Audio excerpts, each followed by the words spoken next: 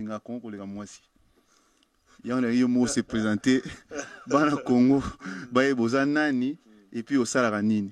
Tout d'abord, je vais dire donner d'abord merci et rendre grâce à Dieu, au Seigneur Jésus pour la grâce naïkinayara et merci namastanga loi. Le monde a toujours le temps, le monde a toujours que l'auto bêta l'onae and merci naïmo d'abord pour accueillir la mission là tout ça et merci à mastanga de bakier ba minga très kitoko quoi donc unité à kitoko.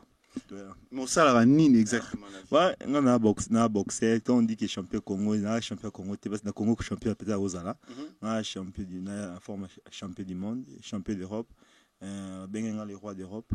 Il y a un moment à 2006, 2007, 2008, donc voilà quoi. Mais au Burundi déjà ba combat boni na carrière na. Na Burundi na 36 combats c'est quoi. Na cette défense na perdre 4 combats et le reste de victoire na victoire. En tout cas, étant que Congolais, pourquoi les événements au Sala, les combos au Bunda, tous en a image dans le Congo. Bani tout le baquet, nous avons Congolais, faut misala, yo misala d'abord yo moko avant bayo, ben pour tout ça na bateau té, balana ba événement li banda tala banani bazo progresser li banda na sport. Et donc il y a trop bon, ni ka force master na loi, atinga la tabité té, et c'est un faut que Congo pour ça la boy. So vandika boy, Congolais mo ay beauté. En Angleterre, peut-être en Europe, mais Congolais, il donc il faut ça, on m'a dit qu'il était à la bine, un journaliste, dans bine, ça la biso. Mais est-ce que, aux ans, niveau et idée, nous avons eu un boxer qui nous a plaisir, est-ce que le niveau est étendu à talent, nous allons boxer au Congo? Si, na ebi, na kine, na lola ça peut traîner na lola na kin, na 2009. Nous n'avons pas l'opportunité de côté Congolais de boxer et de kuna neti masanga bidoué il me ça la sécurité à LL na kin kuna il peut c'est un bon boxeur dans mon équipe ça s'entraîner OK mais qui n'est pas dans l'entraînement là on a ni na salle d'entraînement mon est grand boxeur bon bien OK par la grâce de Dieu un jour tu peut au sol là bas mais champion tête au bandit box na nini bon on a bandit box na 1991 si les lois qui amateur pendant 91 ti na 98 et amateur na 98 na comme pro na c'est donc premier combat là c'est le 23 septembre 98 en Angleterre. Mais boxe tout le monde qui ça peut prendre des mots tout le monde dans football exigence ma casse et là on est ça là que yo au passer des amateurs à professionnels au respecter l'exigence il y a sport on a ni vraiment. Si parce que là qui doit amateur et bah moment mo boy bah mas na tout ba qui ne ko zonga ba mboka na bango ko comme nanyo ko c'est pas pour participer na jeu de l'épique bah ni belé compétition belé quoi mais on a vraiment opportunité on a été donc na talon na ngo partout on a ko féliciter donc et c'est un gars qui va déjà ko solliciter ba promoteur ba manager belé et on a une PC national changer na comme engagement professionnel c'est le contrat et aussi metika ba kabola bana Congo bebi émission no disait likola soso likola loso na baluki lisusu po bomona soki nini na lati po eza olobela te eza ke bino mozo mona disait likola soso likola loso elle loi la original yango ni mtizo sima masolo tout ça na kata chiffre toujours alors champion Ted mais siko ba projet no d'avenir eza nini pona étant que boxeur ozo bundo za activité et puis ba jeune mi ndenge na kin toujours mona ba jeune ba lingi sport na kin ba za na opportunité te ya osala. Ouais, d'abord boxe ils a donné il a talent nanga on nzamba pambolinga ngo et na mona toujours que après boxe sur celle nzambete après boxe non celle nzambe c'est dans celle nzambe mais ça na ça à côté et aux la plus conformer ba jeune boxeur tant dans un petit nanga Sam c'est un beau boxeur la monde déjà qui a la talent mon une force de frappe rapidité tout ça déplacement pe ayoka ka boxe c'est un fond monta yoka après za discipliné dans ningaza discipliné dans boutal les membres ça zoya kala mingte un bon boxeur au peut-être Congo yeba ce Congo éviter ça dit que ba négligent mais Congo yeba à part ça aussi na Congo ndega nzamba ça la grâce neto sur un trésor pe na kati ya bani na LL ceux qui sponsor côté ya aider ba jeune congolais au ba boxer ba bon na likabonga na nango to que ça moi quelque chose à Congo quoi c'est un ba projet futur.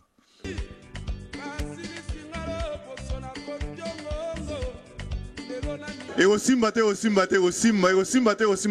etika leka ba kabola boyebi bino moko émission na bino 10h likola soso likola loso. Alors allez les oiseaux le bazana kata Chypre. Boyebi ki na tambola partout pour na bino pour émission na bino 10h. Lelo tozali na soirée bongo bozomona ya Trésor Loire organisé pour la communauté africaine a na kata Chypre.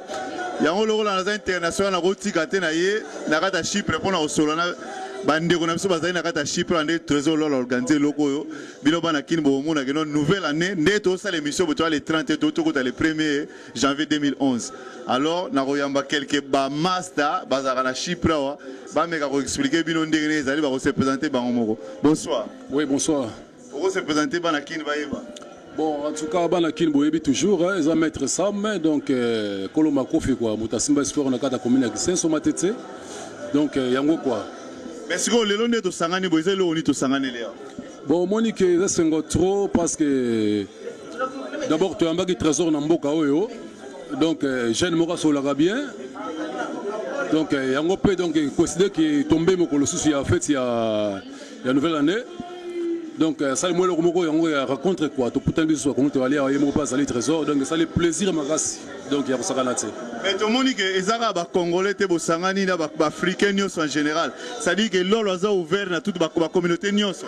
Bon en tout cas tu es bien na carte Afrique loi leur grand star donc ça mouvement d'abord à beta ba les makas il y a ko sangana pas au beta donc comme ça honneur et Afrique quoi il y a ngo que ça que africain ne soit pas comment to sangana tous les ensemble quoi.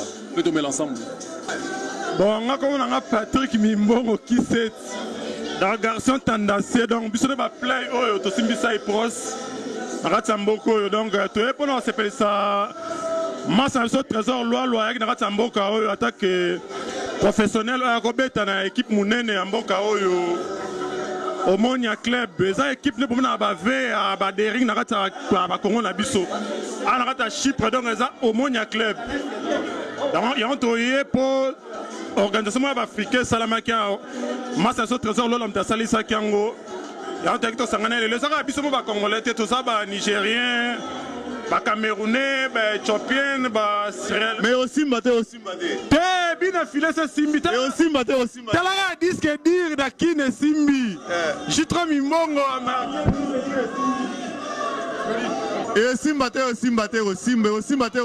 Tikaleka Bakabola, il y a de l'homme à Tijo, il y a Gichobo, Babon Nabino, sans oublier Neto Bani 2011 au Nyoso, PDD Chabani Record, Yomo Zomon analyse de Tambola partout le na Chypre, oh ne sait pas casser PDD Chabani Record.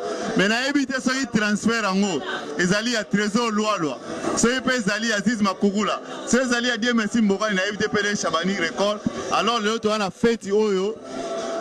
Trésor Loire sali na carte à Chypre pour la communauté africaine en général. Alors, tous les tonton à se présenter. Bonsoir. Bonsoir papa. Comment vous allez? Comment on a Willy? Ouais. Bon. Ça fait combien de temps à Chypre? En tout cas, ça fait bout de temps. Nous avons déjà 5e année en Okende.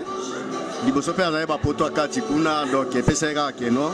Mais ndenge Trésor Loire organiser soirée au monde on est. Bon soirée normalement ça ya biso.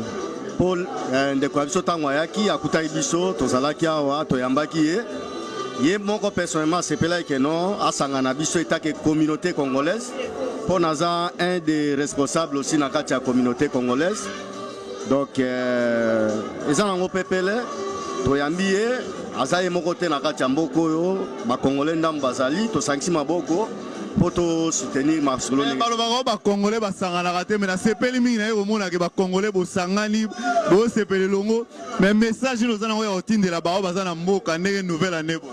Bon vraiment soki olobi ba Congolais basangana raté na poto eza dommage pour biso trésor yaki na mboko akuti biso chaque année les 31 to sangana. Bon message yali ya kotinda mingi yali ka ba merve na ba bonne année kitoko mbula sikado na souhaiter ba bonne chose que no courage kaka malgré tozo kamboka soki ndenge nini mais makasi kaka ezala yenet na epsa kio que no ça fait au moins ba 5 ans dans la kati ya mboko naza père de famille o madame nangai naza 3 bana naye aza congolais chypriote bon déjà makambo eza au carré quoi donc wana tokolo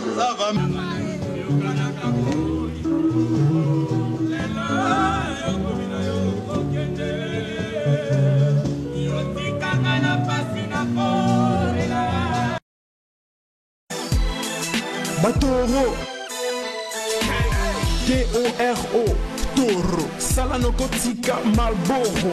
Il faut la Toro, soko kanisike na fingi eloko mwana maya lobi Malboro. Bana kimbo tombola maboko. Des fois tes productions sont montre. Toeko sano la bato rognon sto. Bano wele la place eloko bano sale loko te. Bamo satingama bango yo. Olingo stopenga stopeli bendo yo. Oso chabadud bako kuta yo na center. Olala libo sa porta bamoyo.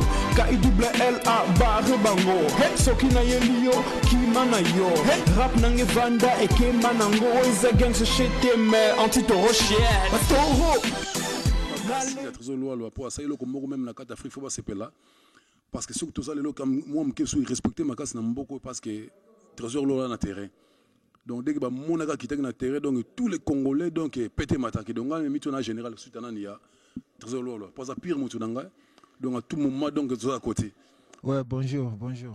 Ouais, merci d'abord la question. Maintenant on commence un peu ça public bambote tout ça et surtout Congo ma belle na biso tolingi bino trop ngala mona na botami na ONU Britannique na se formé na lemba na lendi kana bike di format na chango donc formé pendant la kine et yango na commencé d'abord bana kine ezanga moko big deal comme bodi tatadana style mais eza staff eza wana eza aidé vraiment ba Claude Bakongo ba l'homme en catalogue père Yayebi Freddy Saki là aussi Trésor lolo les meilleurs donc il a monté en lobela bazo boulé bozwa mbunda donc bazo boulé mbunda boyoka eza mutu pamba tenda kenda kido ezaki makele lendeke donc bobanga te toujours tous en attend LC Boss artiste en académie des beaux-arts